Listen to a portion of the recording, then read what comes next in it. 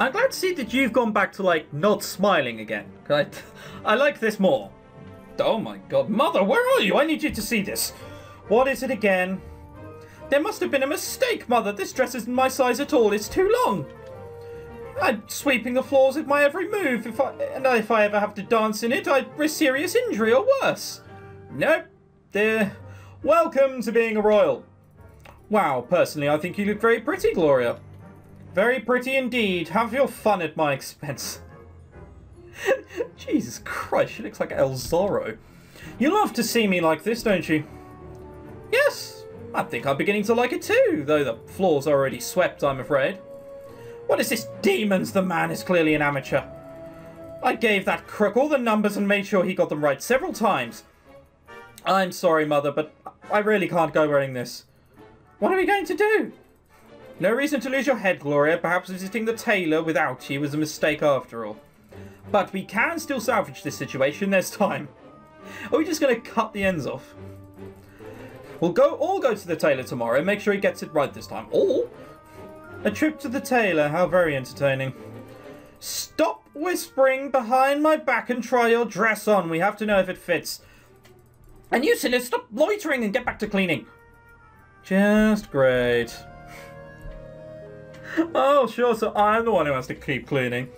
Cinders do the cleaning while we try our new dresses on. Sure, why don't we all relax and enjoy ourselves while Cinders scrubs the floors and walls? I can't believe I'm back to this again. Those past few days have been amazing. Now I know there's more to life than this, and not only in fairy tales. I need to change something instead of just bending to Carmos's will and going back to what is called normal around here. How can I just forget about freedom now? Fuck it, look, the window's open. Just go for a run. It's apparently what you like doing when you need some relaxing. Putting heinous amounts of strain on the body. Because, let's be honest, Carmos won't ever release me. She doesn't even consider me in her plans. I'm no one to her. I need to clear my head and think.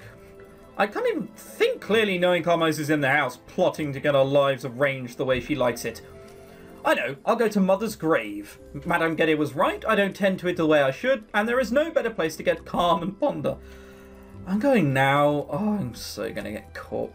Sneaking out should be easy enough. It was a hard day for everyone, so the whole house should be fast asleep. Let's see, someone's gonna walk in on me? No!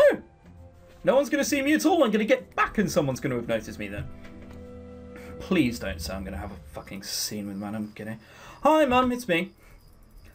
It is a while since my last visit. I'm sorry, I've had the most intense week. A bit crazy, actually.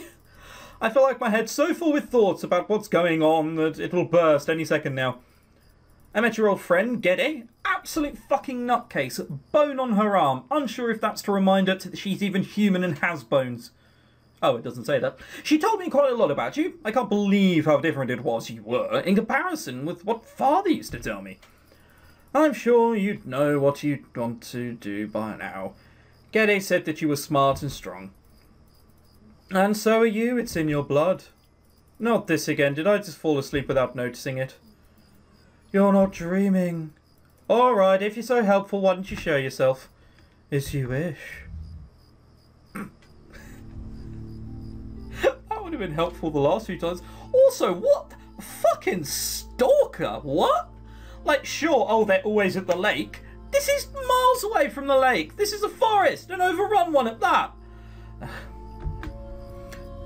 Who are you? I am the fairy of the lake, the one who is praised and feared by souls, elated, and those of broken spirit. The fairy! Yes, thank you, I've noticed that. Does she have little, like, things running around her? Were they just there anyway? No, I think they're anyway because they're going behind. I'm going to have the whole scene in this voice. Oh, you see why I don't do voices. You've been keeping vigil by our lake through the seasons. You remembered about us. You did well. The sacrifice which your mother had made was not squandered. We are willing to uphold the conchord. You are free to ask for our aid. Forgive me, but I know nothing about sacrifices or gun gods. Yes, you have lost the knowledge which your mother had. She was always so close to us, so mindful of our presence, our ways. Lost the knowledge your mother had? You could almost argue I never had it to begin with. For a fairy, you're not exactly on the bright spark scale. There are a lot of people in this game who aren't exactly on the bright spark scale. She knew how to dance with us and how to sing for us. She knew about the way a conchord is made. I'm assuming she's not on about the plane. She also knew about the weight of the price. That it is never equal to the weight of aid. It grows with time, it blooms, and is reaped. Oh my god, this person's... they look fucking positively evil. She made her sacrifice to bind us and make us watch over you. We are here. We offer aid. What are you saying? That my mother sacrificed herself for me? I really doubt that. You can play with your doubts as much as you please, as long as your belief in us remains unspoiled. Look at her, she looks pissed off. Fairy fucking godmother strangling me in the night will be an unbelievable story. I really can't believe a single situation when a fairy helped me. Believe? Remember, I never noticed anyone watching me. So much certainty, and yet you speak of memories. You are very young indeed. You believe in certainty where there is only faith. Your mother's faith made this meeting a reality. Her foresight made this an opportunity. She knew you would need us eventually. It is in your blood. Soon you will be facing a grave choice. We are here. We are offering aid. I make my own fate. I could use... Fuck that! I make my own fate and you've got a transparent lucid fairy in front of you. I'm gonna be like... Nah, fuck it. Don't need your help, bitch. And then walk off. Fucking hell. Balls to that. I could use some help. Have you seen my life? I guess I could use any help I can get. It's not often that I meet someone willing to help me in the first place. Aid carries weight. Heavy may be the price. It tends to flourish with time. Like fate, it is a living thing. I understand. I think that sometimes we have to deal with the unknown and take the risk. If Mum was brave enough to take this plunge, I am too. I will pay the price. You spoke like your mother, yes. Your blood is one. You are forged like her. Soon you will need us. If you are indeed ready to carry the weight, we will make a conchord with you. You will receive aid. I'm assuming conchord means pact. It's good to know. I'm sick of having to do everything on my own. Even if it is better or safer, I still miss just being able to lean on someone or something else. Unfortunate metaphor. You're not going to be leaning on her anytime soon. Also, I'd be fool not to take this opportunity, even if it does sound a bit dangerous. Your path is unfolding. Soon, you will have to act and make a choice. You will be guided by your blood and nature. When it comes to pass, we will be waiting for you. I still can't believe it, any of it. And yet your blood speaks otherwise. You are your mother's daughter. Your fate has brought you to the lake. No, it hasn't. Brought me here because my dad brought me here. Like, not even my mother. It was my dad.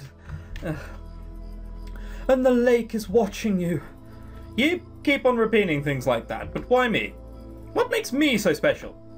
Special? What can be special for fate? No, you are simply a thread, and like all threads, you deem your own pattern special, simply because it is yours. I guess it does make sense. Wow. Harsh fairy, not as harsh as Gede, though. Now go home and rest. The time of change is upon you, and you will need strength to carry its weight. We will be ready. This is just an awful idea. Wake up, Cinders. Does every day have to start with us waking you up personally? Rise and shine, sis. What is it? Is it morning already? Well, someone had an eventful night. I've had the strangest dream. At least I think it was a dream, or maybe... Don't go saying about a fucking fairy in front of Gloria. There's no time to discuss dreams, Cinders. We're leaving. What time is it? Time when only strumpets and their johns are up and about. Sophia, that was vile. That was the truth. It's barely sunrise and I should be fast asleep. Don't expect to prance like some deranged pony just because there's some big ridiculous party coming up. Why did you have to get up then? It's not ridiculous. I mean, there are preparations to be made, and we should be taking them seriously. We had to get up an hour ago. We need to get those dresses corrected, and who knows how much time that will take. Oh yes, the grand ball. Come on, we need to go now. Yes, I'm coming. Cinders will be gone for the rest of the day. The house will be left under your supervision. Do you think you can manage that? Don't be dense, of course you can manage. There are more well-oiled cogs in that pretty head than in yours and mine combined. Or maybe just yours. Now, let's move. She's not going to say one thing about that? Wow. I can manage things for one day, Gloria, don't worry. Alright, we're going then. Bye. Doodles. Have fun. Right. Rule number 1. We're not going out today. Terrible idea. Awful idea. Everyone's gone except me. Back to their important businesses, plots and grand balls. Why would they care about what I may want? It's just poor little Cinders, no one important. What could such a meek creature do but sit and whine and then just comply? Well, not this time. Today is going to be different. It's the first day of the rest of my life, and it's high time I made some changes. I don't yet know how, but I'm going to that ball, and I'll make their jaws fucking drop. And when I get back, everything is going to be different. Up until now, I've only waited, heaven knows what for. Complaining and whining that didn't get me far either. Also a surprise. So let's start acting reasonable. I have an aim and I will fucking achieve it. I will make things sodding happen. And if things don't happen, I will bitch slap them until they do. I need to show Carmoza, Gloria and Sophia I can accomplish great things when I put my mind to it. This is gonna fail. It won't be easy, but let's face it, it would have no value if it was. I need a plan, though, or at least a dress and a way to get into the ball. The rest I can just wing. Both Madame Gedde and that fucking creature from the lake offered to help me, but when I finally know what I want. Yeah, coincidentally, the day after I know. I swear, it's like I have two fairy godmothers. Oh, yes. Yes, very funny fourth wall. Having help is a nice change, though. A sign of the tables are already turning, so whose word should I trust? To whom would I be better to be indebted? Who's less likely to mess it up for me? Oh my god. Well, one's an evil witch doctor, and the other one is alright. Although, if I choose the fairy... There it is! Oh, this is kind of about to bite me in the arse, isn't it? It's just because I didn't know what conchord meant. Madame Gedde's offer seemed genuine, maybe even honest, but she seems dead set on getting what she wants, no matter what the cost. And hell knows what that is when it comes from me and my future. Not that the fairy is too comprehensible or predictable. But there is no gain and no improvement without some sacrifice, and at last, with the fairy, the accomplishment will be great, and the sacrifice... the sacrifice will be nobody's but my own. I think I could sneak out and go talk to her before Carmiza arrives. Off I go then to find the one who cannot be found. I think that's how they used to call the little folk in the old tales. This is an awful idea. I do hope she decides to show herself. Let the magic begin. So we had to make a choice. And the last time we found her at the cemetery, we're still going to the lake. So the real question is right now, am I going insane? Yes. Strange, majestic creatures appearing from nowhere, claiming to know about my mother, fairies changing fate, and me in the middle. I'm going to be like one of those old ladies with a bunch of cats, a pointy hat and warts on the tip of their noses, who claim to be attuned to magic. Right, I shouldn't think too much about it. Let's just go and see if I'm sane or not. We'll soon know whether other people can see the dress. Hello, is anyone there? This feels a bit silly, but I have no choice, so I have to get to the palace and go to the ball. Well... it's either going to be Mr. Oh, I'm from fucking North London, innit? That guy. Oh, Artful Dodger, I think I described him as last time. Why is he from North London? No, God knows. So either that guy, or we're going to have to create a present, chuck it in the sea. If you're here, please show yourself. I need your help. Oh, this is hopeless. What was I thinking? I have no time for this. I need to get to the palace with or without the assistance of magical forces. If there is one girl in this kingdom who deserves to be there, it's me. I spent enough days scrubbing floor in my own house to earn the right to have this one brief evening of complete freedom. Without worries, without abuse, like an ordinary girl. I really need that. I start to feel as if karmas have robbed me of everything that's magical, beautiful, or fun about life, and then replaced it with constant worry and competition. I need to prove myself that those things can still happen, that I'm not as broken as her daughters. And going to the ball is only the beginning. I need to change my life completely. No more idle whining and wishing. I have thought a lot about it, and I think I have to outline a plan, at least. There are paths I could take. Retake the house from Carmos's hands, or escape and leave the town, start a new life. Both of which are undoable and terrible. Fucking show up now to my random ramblings, why don't you? Although if anyone ever wondered why Cinders spoke to herself, I did say various times that someone's probably going to interrupt her at some point.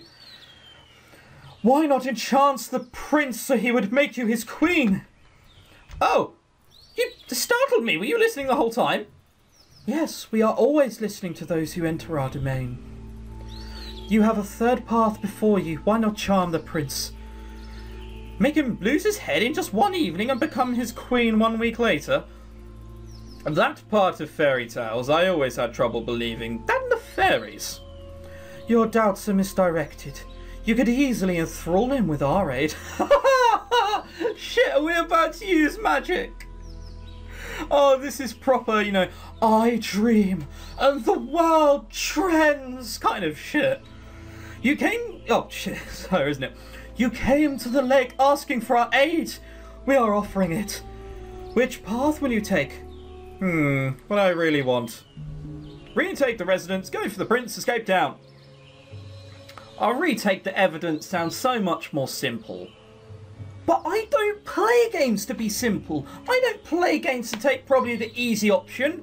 Hell no. We're fucking going for that fool. Maybe too much swearing, I decided to stop that. But we're going for that fool. He's gonna be so in love with us that every fairy tale ever is... Well, this is a fairy tale, so it's gonna look like this one, isn't it? Really?